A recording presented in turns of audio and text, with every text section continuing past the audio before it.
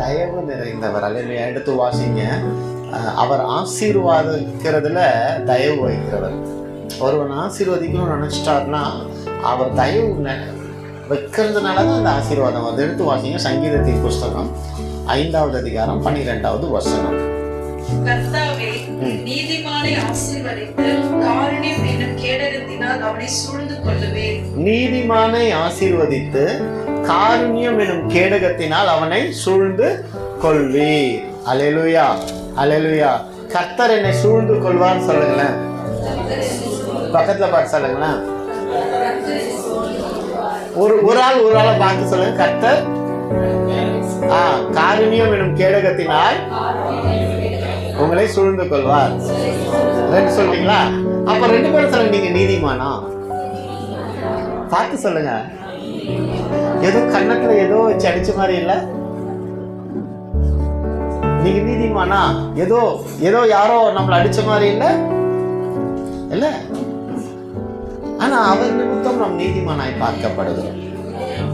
தெரியுதா? இப்போ நம்மளுடைய மனசு ஒரு மாதிரியா இருக்குல்ல, ஒரு மாதிரியா குத்துதுல. ஆனா அவர் நிமித்தம் நம் நீதிமானாய் பார்க்கப்படுகிறோம். அவர் ஒருவர் தான் நீதிமான். அவரை அண்டிக் கொள்ளுகிற யாவரும் நீதிமானாய் பார்க்கப்படுகிறார்கள். அப்போ நீதிமானாய் பார்க்கப்படும் பொழுதே காருண்யத்தினால சூழ்ந்து கொள்கிறோம் அப்படின்னா, உண்மையா நீதிமானாய் வாழ்றதுக்கு நம்ம ட்ரை பண்ணும்போது எவ்வளவு கிருபை கிடைக்கும் நமக்கு. வாழ முடியுமான நிச்சயம் முடியும். வாழ முடியுமானா நிச்சயம் முடியும். அந்த ஒரு வைராக்கியம் நமக்குள்ள வந்துடுச்சு அப்படின்னா நமக்கு என்ன ஆகும்? ஆசீர்வாதம் தானே வரும். பாருங்க, இந்த வேத வாசிக்கணும்னு சொல்லிட்டு நாம ஒரு முடிவு எடுத்தோம். எங்கிருந்து நமக்கு அந்த நேரம் கிடைச்சது, எங்கிருந்து நமக்கு வைராக்கியம் வந்ததுலாம் தெரியாது. ஆனா கர்த்தர் முடிக்க வச்சுட்டாரா நம்மள? இப்ப ஸ்டார் எல்லாம் ஒட்டி ஆரம்பிக்கும் போது ஒண்ணுமே இல்லை. இப்போ முடிச்ச லிஸ்ட் ஏறுது, படிக்காத லிஸ்ட் கம்மியாகுது. அவ்வளவுதான். அப்ப அவர் தருணங்களை உருவாக்கி தருகிறவராக இருக்கிறார். அல்லேலூயா, அல்லேலூயா. அப்ப என்ன தேவைன்னா, உன் கொஞ்ச பலத்துல, உன் கொஞ்ச விசுவாசத்துல அவர் சமூகத்துல இருக்கும் பொழுது அவர் கிரியை செய்ய வல்லமை உள்ளவராக இருக்கிறார். நான் இன்னைக்கும் சொல்றேன், இந்த வேதம் வாசிச்சு முடிக்கணுங்கிற எண்ணம் முதல்ல வந்துதான். அடுத்து அந்த எண்ணத்தை செயல்படுத்தணுமா? செயல்படுத்தும் போது தடங்கள் வந்துதா? திரும்ப ஒருத்தருக்கு ஒருத்தர் ஊக்குவிச்சோமா? ஊக்குவிச்சோன்னு முடிக்க வச்சது யாரு? கர்த்தர், நாம இல்ல. அப்போ முதல்ல ஆனா நாம ஒன்னே ஒண்ணு செய்யணும். கர்த்தர் முடிச்சு வைக்கணும்னா ஒண்ணுதான் செய்யணும். என்ன செய்யணும்னா ஆரம்பிக்கணும். ஆரம்பிக்கும் பொழுது தடைகள் வரும். அவைகளை தாண்ட பலன் தருகிறவராக இருக்கிறார். ஓட்டத்தை முடித்து வைக்க கிருபை உள்ளவராக இருக்கிறார். தயவு நிறைந்தவராக இருக்கிறார். ஸோ முயற்சி எடுக்கும் பொழுது கர்த்தர் பெரிய காரியங்களை செய்வார். அல்லேலூயா. 25 நாள் நான் இந்த ஜெபத்தை ஆரம்பிக்கும். நான் உண்மையா கற்பனை பண்ணது ஒண்ணுதான் கற்பனை பண்ணேன். நான் ஒத்துக்கொள்ளணும். என்ன கற்பனை பண்ணேன் அப்படின்னா, 2 பேர் இருக்கோம், இந்த ஜெபத்தை ஆரம்பிப்போம், அவ்வளவுதான் அப்படின்னு தான் நான் கற்பனை பண்ணி தான் ஆரம்பிச்சேன். ஆனா தேவ கிருபை, எல்லாரும் ஜெபிக்கிறது கர்த்தர் நமக்கு கிருபை கொடுக்கிறார். அதுதான் தேவதாயம். அப்ப நீதிமானாய் ஆகுவதற்கு நம்ம ஒப்பு கொடுக்கும் பொழுது, ஜெபத்தினால ஒப்பு கொடுக்கும் பொழுது நமக்கு என்ன நடக்குதுன்னா, நமக்கு கிருபை கிடைக்கிறதா இருக்குது. அல்லேலூயா, ஆமென், அல்லேலூயா, அல்லேலூயா. சோ எடுத்து வாசிங்க. அப்ப வேதத்துல தயவு பெற்ற பிள்ளைகளை நம்ம பார்க்கலாம். டிவைன் ஃபேவர், தெய்வீக தயவு யாருக்கு கிடைச்சிருக்குன்னா எஸ்தர் அம்மாவுக்கு கிடைச்சிருக்கு. எடுத்து வாசிங்க. எஸ்தரின் புஸ்தகம் 2வது அதிகாரம் 15, 16, 17.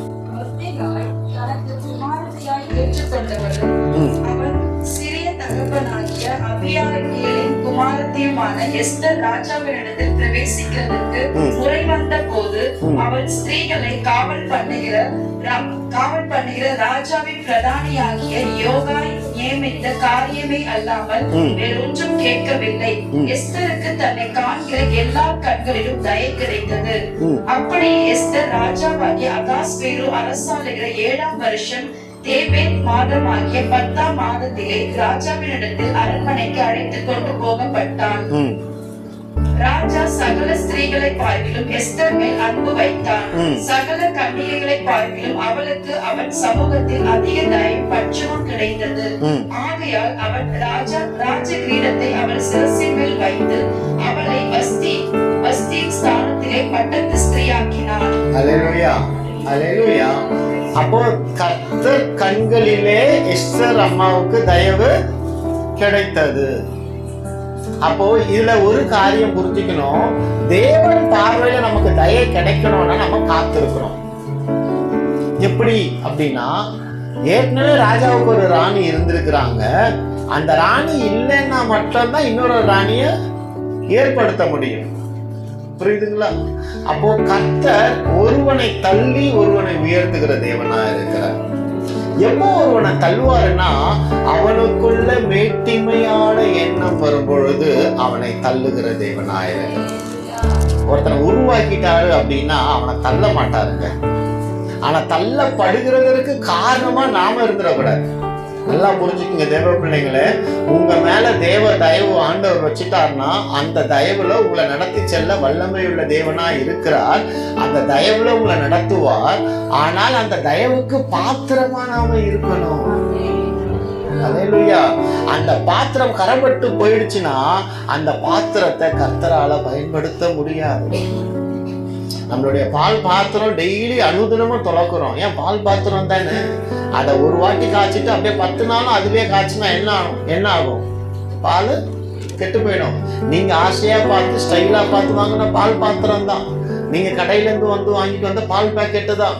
அத உங்க கையில இருக்கு, அதை உங்களுக்கு பிரியமானபடி செய்யலாம். ஆனாலும் நீங்க என்ன பண்றீங்க? அந்த பால் பாத்திரத்தை சுத்திகரிக்கிறீங்க. அப்போ அனுதினமும் தயவு பெற வேண்டும் என்றால் நம்மை அனுதினமும் சுத்திகரித்து கொள்ள வேண்டும். அவர் தயவு நிறைந்தவர் சொல்றது பெருசு அல்ல. அந்த தயவு நிறைந்தவர் எப்பொழுதும் நமக்கு தயவா இருக்கிறபடியினால நம் உயர்வுள்ளது நம்ம கீழே விழுந்தாலும் ஜீவனை கொடுத்து நம்மை பாதுகாக்கிறவரா இருக்கிறார். நீ என் பேச்ச கேட்கலன்னு சொல்லிட்டு தூக்கி போட்டாலும் கூட ஜீவன் கொடுக்கிறார், மரணம் வரல. நல்லா புரிஞ்சுக்கிங்க தேவ பிள்ளைங்களே. அங்கே உங்களுக்கு ஒரு தயவு கிடைக்குமானால் அந்த தயவை பெற்றுக்கொண்டு தாழ்மையோடு இருக்கணும்.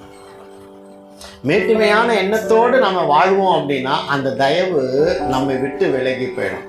தயவின் மேகம் நம்மை விட்டு விலகி போயிடும். அங்க ராஜா கூப்பிடுறாரா, ராணிக்கு என்ன வேலை? புருஷன் கூப்பிட்டாருன்னா மனைவிக்கு என்ன வேலையா இருக்கும்? அதை செய்கிறதா இருக்கும். அப்பா அம்மா கூப்பிடுறாங்கன்னா பிள்ளைங்களுக்கு என்ன வேலையா இருக்கும்? அதை செய்கிற வேலையா இருக்கும். ஆனா இங்க ராஜா கூப்பிடுறாரு, தன் மனைவிய எல்லாருக்கும் முன்பாக நிறுத்தணும்னு நினைக்கிறாரு. அவங்க அங்க வரல.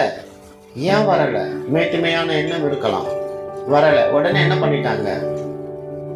அவங்கள தள்ளி வச்சுட்டாங்க. அப்ப தள்ளி வைக்கும் பொழுது அவங்களுக்கு ஒரு ராணி தேவைப்படும் பொழுது அவங்கள உருவாக்குறார் ஆண்டவர். எஸ்தரை இப்படி பார்க்கலாம். சவுல் ராஜாவா அபிஷேகம் பண்ணப்பட்டாரா இல்லையா? பண்ணாரா? சவுல் இருக்கும் போதே தாவீதை தெரிந்து கொண்டாங்களா இல்லையா ஆண்டவர்? ஏன்? தேவ வார்த்தைக்கு கீழ்ப்படியாததுனால நீ அறியாத வேலையில ஒருவனை உருவாக்கி வைத்து விடுவார். நீ முழுவதுமா அழிந்து போகும் நிலையில இருக்கும் பொழுது உன் கண்களுக்கு முன்பாக அவனை கொண்டு வந்து நிறுத்துவார். அல்லேலூயா. கொஞ்சம் கடினமா தான் இருக்கும் இதை ஏற்றுக்கொள்வதற்கு. ஆனா இதை அழகா புடிச்சுக்கிட்டோம்னா it's an eye opening for us. வாழ்க்கையில தயவு பெற்ற பிள்ளைகளா கடைசி வரைக்கும் இருக்கணும் அப்படின்னா மேட்டிமை இல்லாம இருந்தோம்னாங்க. ஆனா அற்ப மனிதர்கள் நமக்குள்ள மேட்டிமை தலை ஓங்கி கொண்டே இருக்கும்.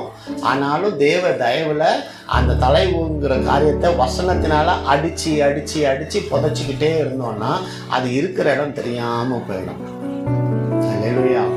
இருக்கிற இடம் தெரியாம போயிடும். அப்போ முதலாவது எஸ்தருக்கு தயவு முருகதாயினுடைய கண்கள்ல கிடைத்தபடியினால முருகதாய் எஸ்தரை எடுத்து வளர்க்க ஆரம்பிச்சான்.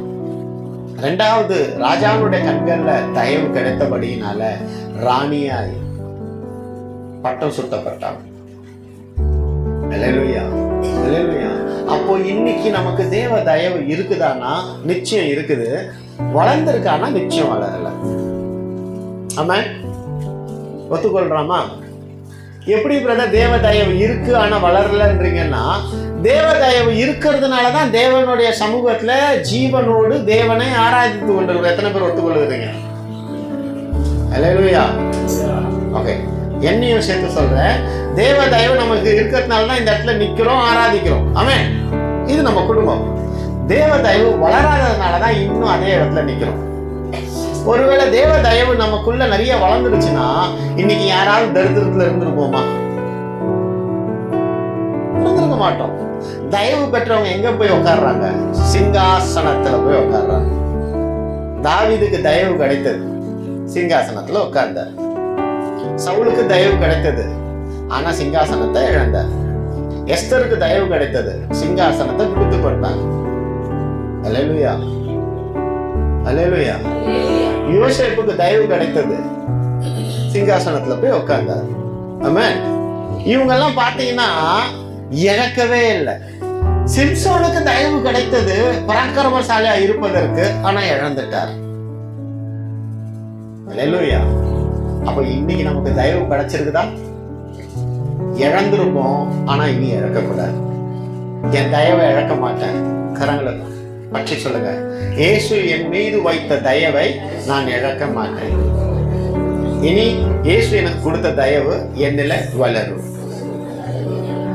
அல்லேலூயா, அல்லேலூயா. அவ்வளவுதாங்க. அந்த தயவு வளர வளர வளர நாம் பெருக்கத்தின் பிள்ளைகளா மாறிக்கிட்டே இருக்கோம். அல்லேலூயா. அப்போ என்ன கேட்கலாம்? ஆண்டவரே, உங்க தயவு என் மேல இருக்கட்டும், என் பிள்ளை மேல இருக்கட்டும், என்னுடைய வியாபாரத்துல இருக்கட்டும், என்னுடைய வேலை ஸ்தலத்துல இருக்கட்டும், என் ஊழியத்துல இருக்கட்டும், என் குடும்பத்துல இருக்கட்டும். இதை கேட்க கேட்க கேட்க ஆண்டவர் நம்மளை உற்று நோக்கி பார்க்க, என்ன தயவை கேட்கிறானே, தயவை கேட்கிறாள், கொடுப்போம், இன்னும் இறக்கம் வைப்போம், இறக்கம் வைப்போம். வேதத்துல பார்க்கிறோம், ஒரு கொடுங்காரனா இருப்பான், நல்லதே செஞ்சிருக்க மாட்டான். அந்த ஸ்திரீ இடத்துல ஆண்டவர் சொல்ற உவமை, அந்த ஸ்திரீயானவள் நியாயம் கிடைக்கணும்னு சொல்லிட்டு அந்த ஆளுகிட்ட போவான். அவன் ஒரு வாட்டி தள்ளுவான், 2 வாட்டி தள்ளுவான், 3வது வாட்டி தள்ளுவான், 4வது வாட்டி தள்ளுவான், 5வது வாட்டி சொல்றான், நானே நல்லது செய்யாதவன் இந்த ஊருக்கே தெரியும். ஆனா இந்த ஸ்திரீ என்னை வருந்தி கேட்டுக்கொள்றது, அவளுக்கு என்ன பிரச்சனைப்பா, கூப்பிடுங்கப்பா, அவளுக்கு நான் ஏதாவது செஞ்சு நன்மையை செஞ்சு விட்டுணும். எப்படிங்க வந்தது இந்த தயவு குணம்? கல்லுக்குள்ள தேரை வைத்து நீர் பாய்ச்சுகிறது எப்படி சாத்தியம்? ஆண்டவர் நினைச்சா மட்டும்தான் சாத்தியம். அப்போது ஒருவேளை தயவுங்கிற குணம் நமக்குள்ள இல்லாம இன்னைக்கு நம்ம இருதயம் இருந்திருக்கோம்னா, தயவு தரக்கூடிய வேத வசனத்தை வாசிக்கும் பொழுது அந்த தயவு தானாய் நமக்குள்ளாக வரும். அப்ப நியாயம் செய்யாத ஒரு மனுஷனே அத்தனை முறை வந்துட்டு வந்துட்டு வந்துட்டு வந்துட்டு போகும்போது போகும்போது அவனுக்கு என்ன வருது? ஒரு வெறுப்பு வருது. யாருப்பா அது? யாருப்பா? நான் தயவு வைக்கிறேன்ப்பா, கூப்பிடுப்பா, அந்த லேடியை கூப்பிடுங்க, நான் நன்மை செய்கிறேன், நான் நன்மை செய்யாதவனா இருக்கிறேன், ஆனாலும் என்கிட்ட வந்து நிக்கிறா, என்ன பிரச்சனைன்னு கேளுங்க, பஞ்சாயத்து பண்ணி விடுவோம். ஆண்டவர் சொன்ன உவமை. கடினம் இருதயம் உள்ளவனுக்கு இடத்துல நம்ம 10 முறை போய் நிற்கும் பொழுது 11வது முறை தயவு வருதுன்னா, தயவு நிறைந்த ஒரு இடத்துல நாங்க ஒரு வாட்டி போயிட்டாலும் அவர் எவ்வளவு சந்தோஷப்படுவார். அந்த ஒரு வாட்டி போறதுக்கு தான் நமக்கு கஷ்டமா இருக்குது. ஆனா தயவு வைக்காத மனுஷன் இடத்துல எத்தனை வாட்டி போறோம்? நம்ம குடும்பம் இப்படி இருக்கணும்னு நான் ஆசைப்படுறேன். நான் தோத்து தான் போறேன். எப்படின்னா, எந்த ஒரு விஷயம் செய்யறதுக்கு முன்னாடி முதல்ல ஆண்டவர்கிட்ட கேட்டுட்டு ஜெபம் பண்ணிட்டு செய்யணும். வீட்டை விட்டு வெளியில போகும்போது ஜெபம் பண்ணிட்டு போகணும். வெளியில போயிட்டு வீட்டுக்குள்ள வந்த உடனே நன்றி சொல்லி ஜெபம் பண்ணணும். இதை செய்யலாமா? இதை செய்யும் பொழுது தேவன் தயவு பாராட்டுகிறவரா இருக்கிறார். என்னன்னா, என் பிள்ளை ஒரு இடத்துக்கு போறான், என்கிட்ட சொல்லிட்டு போறான். இப்ப நம்ம வீட்டுல நம்ம பிள்ளைங்க சொல்லாம வெளியில போச்சுன்னா என்ன ஆகும்? கணவன் மனைவி கிட்ட சொல்லாம போனா என்ன ஆகும்? உங்க வீட்டுல அப்படி சண்டை நடந்துருக்குதா? சொல்லாம போயிட்டா? என் வீட்டுல நடந்தது, சொல்லாம போயிட்டான் அப்படின்னு நான் சொல்லிட்டு தான் போனேன்னு சொல்லுவேன். சில வேளையில அவங்க காதுல விழுந்திருக்காது, சில வேளையில நான் போய் சொல்லியிருப்பேன், சொல்லிட்டு போனேன் அப்படின்னு. சண்டை வருதா? அவர் நம்மளுடைய பரலோக தகப்பன், நம்ம தயவு பாராட்டுகிற தயாபரர். அவர் இடத்துல நம்ம டெய்லி வெளில போகும்போது சொல்லிட்டு போக முடியுமா? சொல்லிட்டு போறோமா? இல்ல. இதுல இன்னொரு நன்மையும் இருக்குது. என்ன நன்மை இருக்குதுன்னா, உதாரணத்துக்கு நீங்க உங்க மனைவி கிட்ட வெளில சொல்லிட்டு போறீங்கன்னா, மனைவி என்ன கேட்பாங்க? பிரதர், அடுத்த செகண்ட் வெங்கடேஷ் பிரதர். அப்பா சட்ட வெங்கடேஷ் பிரதர் கேட்கறதுக்குள்ள விநாயகர் பிரதர் கிட்ட இருந்து பதில் வருது, சாத்தன பிரதர். இல்ல, ஆண்கள் பாவம். எங்க போற? ஆண்களுக்கு பிடிக்காத ஒரு வார்த்தை, எங்க போற, என்ன செய்யற? இது கேட்டா ஆண்களுக்கு பிடிக்காது. இதை கேட்க நீங்க போனாலும் கேட்கிறாங்களா? ஆஹா, ஓகே. ஆஹா, போய் சேரத்துக்கு முன்னாடியே எப்போ வருவேன்னு கேட்பாங்க. என்ன அது எதனாலனா நம்ம மேல இருக்கிற பாசத்தினால இல்ல. அல்லேலூயா. அப்ப பாருங்க, எங்க போற நம்ம சொல்லிட்டு போறோம். சில வேளையில சொல்லாம போவோம். ஏன் சொன்னா வீட்டுல அனுப்ப மாட்டாங்க. அவங்களுக்கு பிடிக்காத காரியத்தை செய்ய போறோம். கஷ்டத்தை கொடுக்கிற காரியத்துல செய்ய போறோம். ஆமாவா இல்லையா? இல்ல, அப்போ சொல்லாம ஓடி போறோம்.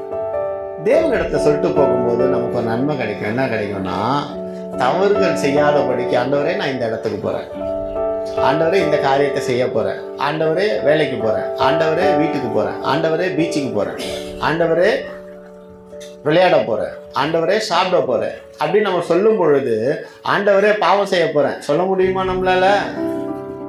முடியாது. சொல்லவும் விட மாட்டார். சொன்னாலும் அனுப்ப மாட்டார். பிடிச்சிடுவார், கையை பிடிச்சிடுவார். சொல்லாம போறதுனால நமக்கு பாடுகளும் வேதனைகளும் வரும். தயவு இழந்தவர்களாய் நாம் இருக்கணும். இல்லை, இனி அப்படி இருக்கக்கூடாது. தயவு பெற்றவர்களாக இருப்பதற்கு எல்லா ரகசியங்களையும் ஆண்டவர் வேதத்தில் அநேக பிள்ளைங்களை சொல்லுவார்.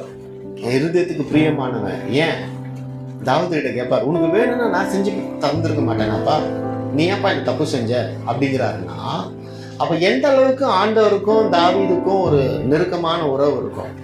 எவன் ஒருவன் தேவனிடத்துல தயவு பெற்று அந்த தயவை பெருக்கிக் கொள்ள அவர் இடத்துல உறவு வைத்துக் கொள்கிறானோ அவனை நிச்சயம் கர்த்தர் கனப்படுத்தி உயர்த்துகிறவராயிருப்பார். அல்லேலூயா.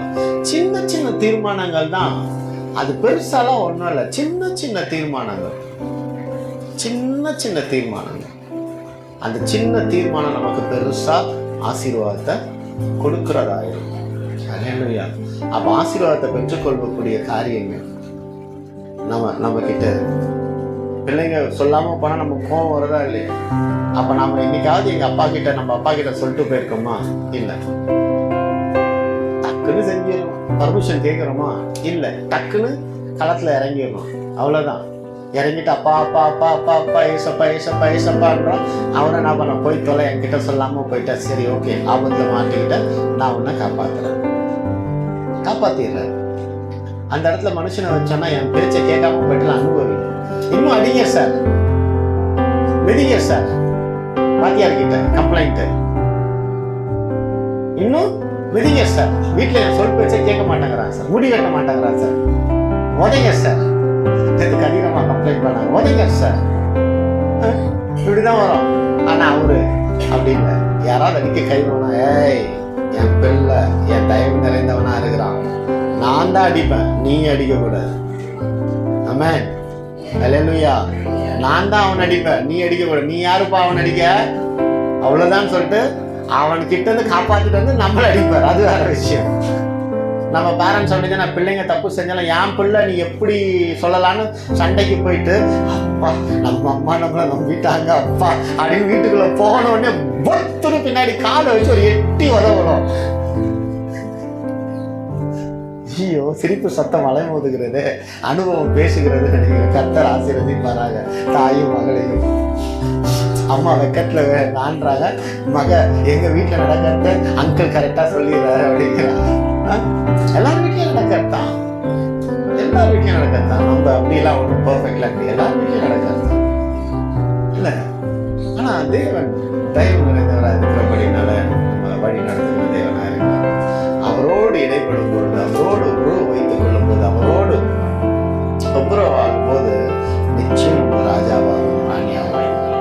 நம்ம ஆண்டவருடைய கண்கள்ல எஸ்தருக்கு தயவு படுத்தபடினால, ராஜாவும் அவருக்கு தயவு படுத்தபடினால அவர் கிருபை பெற்றுள்ளார். மறுமுறை யூத ஜனங்கள் அழிப்பதற்கு ஆமான் மோதிரம் வாங்கும் பொழுது அங்கே பரிதவிக்கிறான்.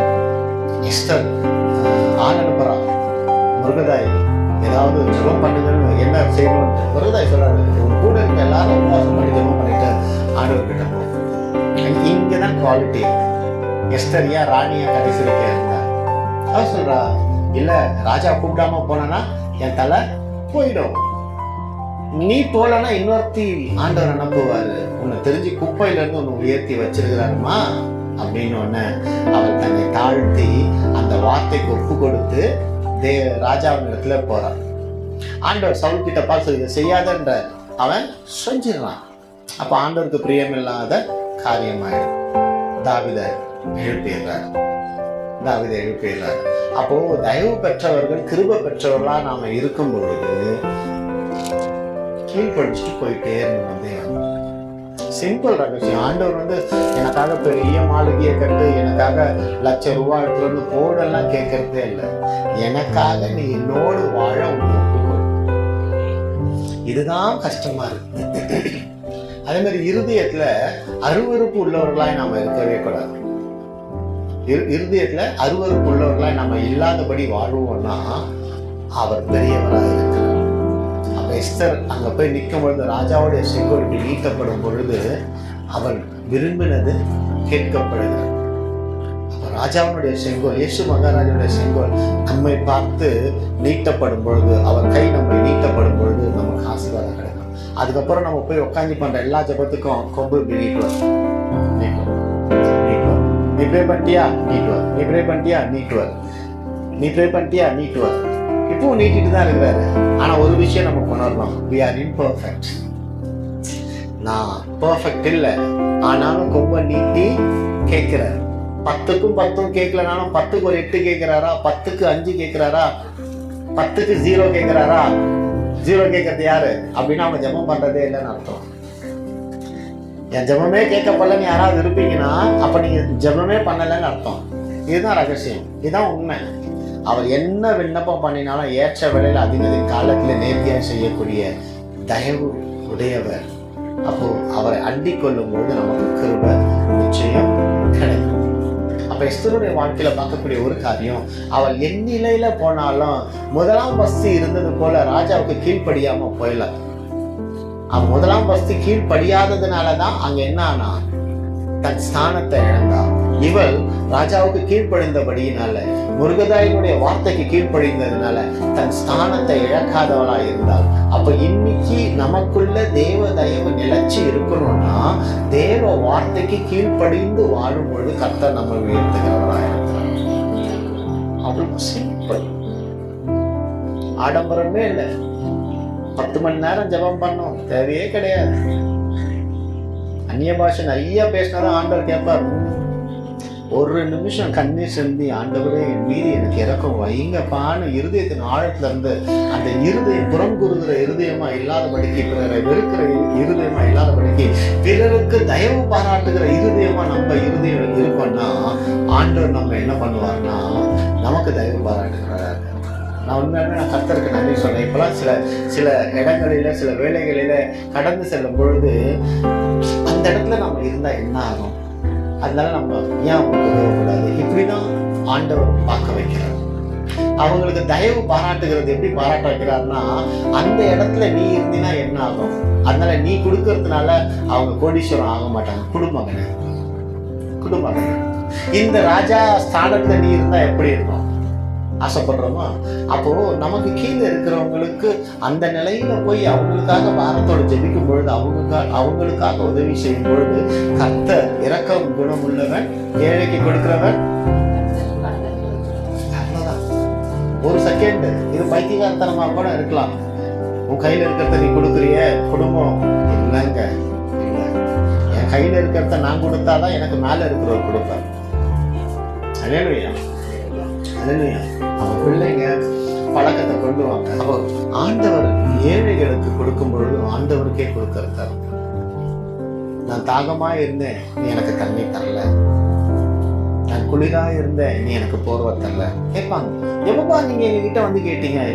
அவர் கேட்க மாட்டார், மனிதர்களை கொண்டு வருவார். இப்ப முடிச்சு சபையை முடிச்சுட்டு போகும்போதே ஏதோ ஒரு மனிதர்களை நீங்க பார்க்கக்கூடும் செய்யுங்க. நம்ம எந்த அளவுக்கு தயவு வைக்கிறோமோ அந்த அளவுக்கு தேவ கண்கள்ல நமக்கு தயவு கிடைச்சிட்டே. தாவீதுக்கு தயவு எடுத்து வாசிங்க. 1 சாமுவேல் 16வது அதிகாரம் 11 13.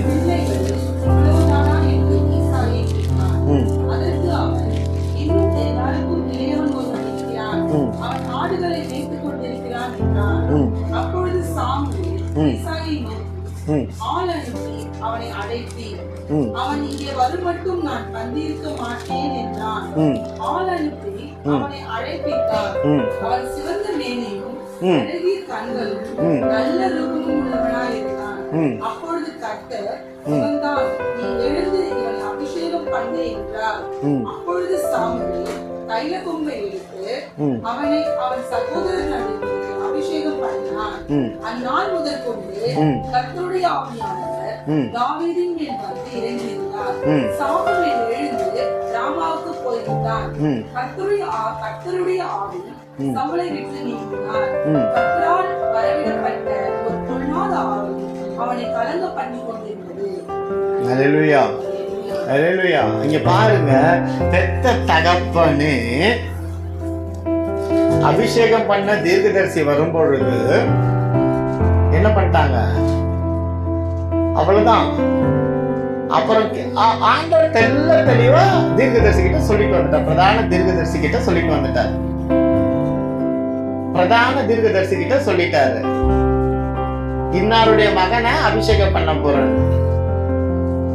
அவர் வந்து என்ன பாருங்க, தாவீது அவருக்கு என்ன பிரச்சனைன்னு தெரியல. தாவீது வந்து அவருக்கு பிடிக்கல. குடும்பத்துல இருக்க ஏளனமா பார்த்துருக்குறாங்க. எல்லாரையும் நிறுத்திட்டு நிக்கிறார். அவர் பார்க்கிறார், தீர்க்கதரிசி பார்க்கிறார். என்ன அவ்வளவுதானா அப்படின்னு கேட்கிறாரு. ஃபர்ஸ்ட் ரிப்ளை இல்லை. அடுத்த முறை கேட்கும் பொழுதுதான், எனக்கு ஒருத்தருக்கு ஆடு மேய்க்கிறான். அப்போ உன் குடும்பத்தாரால, உன் உற்றார் உறவினர்களால நீங்க ஒருவேளை ஒதுக்கப்பட்ட பிள்ளைகளா நீங்கள நானும் இருக்கலாம். ஆனால் தேவ தயவு நமக்குள்ளாக இருக்கும் பொழுது நம் தலையின் மேல அபிஷேக தைலம் ஊற்றப்படுவது நிச்சயம். அல்லேலூயா. தாவீது கிட்ட ஒரு குவாலிட்டி என்னன்னா, என்ன ஆடு மேய்க்க அமிச்சிட்டாங்க, என்ன பாத்திரம் கழுவ விட்டுட்டாங்க, என்ன துணி துவைக்க விட்டுட்டாங்க, அவளுக்கு மட்டும் நல்லது செய்யறாங்கன்னு சொல்லிட்டு அதையே பார்க்கல. அங்க போய் என்ன பண்ணிட்டாரு? அன்பு கூறுவேன் இன்னும் அதிகமாய், ஆராதிப்பேன் இன்னும் ஆர்வமாய். அன்பு கூறுவேன் இன்னும் அதிகமாய், ஆராதிப்பேன் இன்னும் ஆர்வமாய். உம்மை முழு உள்ளத்தோடு ஆராதிப்பேன், முழு பலத்தோடு அன்பு கூறுவேன். ஆராதனை ஆராதனை ஆராதனை ஆராதனை ஐயா, ஆராதனை ஆராதனை ஆராதனை ஆராதனை. இங்க வாங்க ஜோ, இங்க வாங்க. இப்போ இவங்கதான் தாவீது ஆடு மேய்க்க கூட்டிட்டு அமிச்சிட்டாங்க. அபிஷேகம் பண்றதுக்கு இவங்கெல்லாம் லாய்க்கில்லைன்னு சொல்லிட்டு சொல்லியிருப்பாங்க. இவங்களும் என்ன பண்ணிட்டாங்க? ஆடு மேய்க்க தாவீது போயிட்டார். போன தாவீது, எங்க வீட்டுல எங்க அம்மா என்ன திட்டாங்க, எங்க அப்பா என்ன திட்டாங்க, என்ன ஆடு மேய்க்க விட்டுட்டாங்க அப்படியெல்லாம் சொல்லி புலம்பாம பாடுங்க, அன்பு கூறுவேன் பாடுங்க. ஆடு மேய்ச்சிக்கிட்டு ஆடு மேய்ச்சிக்கிட்டு உங்களை யாரா ஒதுக்கிட்டாங்கன்னா அவங்க கண்ணிலேருந்து வேணா தயவு போயிருக்கலாம் உங்களுக்கு. ஆனா ஒதுக்கின மனுஷனுடைய பார்வை ஒரு நாள் உறங்கிவிடும். ஆனால் ஒதுக்கப்படாதபடிக்கு ஒதுக்கின இடத்துல உன்னை தேடி வந்த இயேசுடைய தயவு நீடிய காலம் உன் மேல இருக்கும். அப்போ உனக்கு உதவி செய்ய, உன்னை உருவாக்க, உனக்கு நன்மை செய்ய மனுஷனுடைய தயவு இல்லைனாலும் நீ தேவ தயவு கிடைக்க பெற்றவனாய் தேவனை இப்படியாக அன்பு கூறுவேன், ஆராதிப்பேன், நன்றி ஐயா என்று நன்றி பலி சொல்லிக்கொண்டு நம் வாழ்கிற வேளையில் அவர் நம்ம என்ன பண்ணுவார்னா அபிஷேகம் பண்ணுகிறவராக இருக்கிறார். அல்லேலூயா. அவர் நம்ம என்ன பண்றாரு? அபிஷேகம் பண்ணுகிறவராய் இருக்கிறார். அல்லேலூயா. அபிஷேகம் பண்ணி, தலையில அபிஷேகம் பண்ணி, உடனே தாவீது வந்து நின்ன உடனே என்ன நடக்குதாங்க? இவன் மேல ஊத்து அபிஷேக தைலத்தை. அவ்வளவுதான். அப்ப ஏற்ற வேளையில உன் மேல அபிஷேக தைலம் ஊற்றப்பட வேண்டும் என்றால் அந்த வேலை வரும் வரை உன் மீது தயவு பாராட்டாதபடிக்கு மனிதர்கள் 1000 எழும்பியிருக்கலாம். அவர்களை குறித்து நீ விசனம் அடையாதபடிக்கு அன்பு கூறுவேன் இன்னும் அதிகமாய், ஆராதிப்பேன் இன்னும் ஆர்வமாய், பாடிக்கொண்டே இரு. உன் வேலை வரும் பொழுது நீர் விரும்பினதை அவர்கள் கையாளவே அல்லது அவர்கள் கண்களுக்கு முன்பாகவே கர்த்தர் உனக்கு அதை செய்ய வல்லவராயிருக்கிறார். உன்னை உயர்வு அடைய செய்ய வல்லமையுள்ள தேவனாயிருக்கிறார். உயர்வு அடைய செய்ய வல்லமையுள்ள தேவனாய் யார் இருக்கிறா? ஆண்டவர் இருக்கிறார். அல்லேலூயா, அல்லேலூயா. அப்ப இனி யாராவது சொல்லுவீங்களா, எங்க அம்மா சின்னவளுக்கு மட்டும்தான் அன்பு வைக்கிறாங்க, நீ சொல்லுவியா? நீ எங்க அம்மா பெரிய பையனுக்கு மட்டும்தான் அன்பு வைக்கிறாங்க சொல்வியா? நீ சொல்வியா? சொல்லாத. பெத்த தாய் தகப்பன் எல்லாத்துக்கும் தான் ஒன்னாதான் ஈவனாதான் அன்பு வைப்பாங்க, மாற்றம் இல்லவே இல்லை. ஏன்னா அவங்க ஈண்டெடுத்த பிள்ளைகள், தாய் தகப்பன் பாரபட்சம் பார்க்கவே மாட்டாங்க.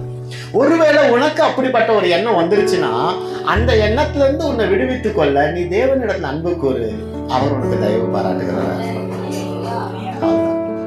அவ்வளவுதான், இவ்வளவுதான். புரிஞ்சுச்சா? ஏற்றத்தாழ்வு குடும்பத்துல இருக்கக்கூடாது. பெற்றவங்க எப்பவுமே அப்படி பார்க்க மாட்டாங்க. எல்லா பிள்ளைகளுக்கும் சரிசமமா தான் இருப்பான். நம்ம பார்வை தான், அவளுக்கு நிறைய இருக்குது எனக்கு கம்மியா இருக்குது, அவனுக்கு நிறைய இருக்குது எனக்கு கம்மியா இருக்குது. அவன் 10 அடி வாங்குறான், நீ ஒரு 12 அடி எக்ஸ்ட்ரா வாங்கிக்க. வாங்க, இட்லியில மட்டும் எக்ஸ்ட்ரா 2 இட்லி கேட்கிறோம்ல, என்ன பிரியா? பிரியாவுக்கு அந்த பிரச்சனை இல்லை, சிங்கிள் தான், எல்லாமே பிரியாவுக்கு தான். அவங்க அம்மா தான் கெஞ்சணும், அம்மா நீயா பார்த்து எதனா போடுமா, உங்க அப்பா உனக்கு மட்டுமே சைட்ல வந்து கொடுக்குறாரு, என்னெல்லாம் டீல்ல விட்டுடுறாரு. அங்கிள் அப்படிதானே, அவளுக்கு மட்டுமே ஊட்டி விடுறாரு, எனக்கு தர. ஆன்டி சிரிக்கிறாங்க, எங்க வீட்டுல நடக்கிறது உங்களுக்கு எப்படி பார்த்து தெரியுது? இல்ல, பெண்கள், பெண் பிள்ளைகள் தகப்பனுக்கு ரொம்ப விசேஷமானவர்கள் இல்லையா? ஸோ அந்த தயவு தேவனுடைய கண்கள்ல நமக்கு எப்பொழுதும் கிடைக்கும், எப்பொழுதும் கிடைக்கும். அப்போ அந்த தயவு தாவீதுக்கு கிடைத்தபடினால அந்த அபிஷேகம் பண்ணின இடத்த திரும்ப வாசிங்க சிஸ்டர். 16, 13 எடுத்து வாசிங்க. அப்பொழுது சாமுவேல் கையில கொம்பை எடுத்து அவனை அவன் சகோதரன் நடுவில் அபிஷேகம் பண்ணினான். அந்நாள் முதல் கொண்டு கர்த்தருடைய ஆவியானவர் தாவீதின் மேல் வந்து இறங்கியிருந்தார். சாமுவேல் ராமாவுக்கு போய்விட்டார். போதும். அப்பொழுது சாமுவேல் தாவீதின் தலையில அபிஷேக தைலத்தை ஊற்றினார். அல்லேலூயா, அல்லேலூயா. ஆனா என்ன நடக்குதுங்க? ஒரு அற்புதம் நடக்குது. ஆமென். அத்தனை பிள்ளைகள் யாக்கோபுக்கு இருந்தாலும் ஒரு யோசேப்பு ஆண்டவர் தயவு வைத்தபடியினால அந்த சந்ததியை பாதுகாத்தார். நீங்கள் ஒரு யோசேப்பா இருக்கலாம், நீங்கள் ஒரு தாவீதா இருக்கலாம், நீங்கள் ஒரு எஸ்தரா இருக்கலாம். ஆனால் படுகிற பாடுகள் நிச்சயம் வரும். அந்த பாடுகளுக்கு கூடால நீங்கள் தயவு பெறும்படியாய் ஆண்டவரை அன்பு கூர்ந்து இருப்பீங்கன்னா நிச்சயம் ஒரு நாள் உங்களுக்கான சிங்காசனத்துல நீங்கள் அமர்வது நிச்சயம். உனக்குன்னு ஒன்று உண்டாக்கினதை ஒரு மனுஷனும் பறிக்க முடியாதம்மா. நீ அவருடைய பார்வையில எஸ்தரா இருப்பேன்னா நீ எஸ்தர் தான், நீ எஸ்தர் தான், அவ்வளவுதான். நீ அவங்களுடைய பார்வையில கேவலமா இருந்தாலும் தேவனுடைய பார்வையில நீ ஒரு தாவீது தான், நீ ஒரு யோசேப்பு தான், நீ ஒரு யோசுவா தான். ஏன் யோசுவா? மோசேக்கு அடுத்தபடியா ஈக்குவலா ஆரோன் இருந்தார். ஆனா ஆரோன யுத்த காலத்துக்கு மோசே அனுப்பல, யோசுவா அனுப்பிச்சார். யார் அனுப்புவாங்கன்னா the best person தான் அனுப்புவாங்க, the best person தான் அனுப்புவாங்க. ஏன்னா அவன் போனா செஞ்சுட்டு வருவான். உன் கையில கொடுக்கப்பட்ட பொறுப்புகளை நீ பெஸ்டா செஞ்சு பாரு, இன்னும் தி பெஸ்டா கர்த்தரை மாற்றுவார். அப்போ யோசுவா யோசிச்சிருக்கலாம், எப்படி என்னால முடியும்? இல்ல, நீ போ, நான் உனக்கு பின்னாடி இருந்து என் கைகளை தூக்குறேன். மோசே கரங்களை தூக்கும் பொழுது அங்க ஜனங்கள் வெற்றி பெறுகிறவர்களாய் இருந்தாங்க. அடுத்து வழி நடத்தக்கூடிய காரியங்கள் தேவ தயவு யாருக்கு கிடைக்குமோ அவங்களுக்கு தான். அவர் நம்ம குடும்பத்தை வழி நடத்த தயவு கர்த்தர் கொடுத்திருக்கிறார். அவர் நம் குடும்பத்து மேல தயவு பாராட்டினபடினால நாம வாழ்வது, உயிர் அடைவது மிக நிச்சயம். இன்னைக்கு இருக்கிற நிலையை பார்க்காதீங்கப்பா. இன்னைக்கு நீங்க வெறுமையா இருக்கலாம், எம்டியா இருக்கலாம். ஆனா இந்த எம்டி ஒரு நாளும் எம்டியா, எல்லா நாளும் எம்டியா இருக்காது. ஒரு நாள் நிச்சயம் அது களஞ்சத்துல வழி நிரம்பி வழிகிறதா. ஏன்னா அதுக்கு நான் சொல்ல முடியும், என்னிடத்துல எம்டியா இருப்பேன் என் பர்ஸ்லாம். ஆனா தேவன் கிட்ட இடைப்படும் போது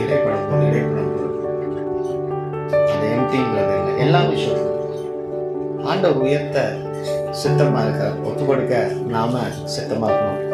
அநேக காரியங்கள் உண்டு, ஆனாலும் நம்ம ஒரு காரியத்தை மட்டும் ஃபைனலாக வாசிட்டு முடிக்கலாம். நம் பரிசுத்தம் உள்ளவர்களாய் தேவ சமூகத்தில் இருக்கிற பிள்ளைகளாய் நம்ம இருக்கும் பொழுது கர்த்தர் நம்மை ஆசீர்வதிக்கிறார். அல்லேலூயா. ஏசாயா புத்தகம் 63:9 வாசிங்க.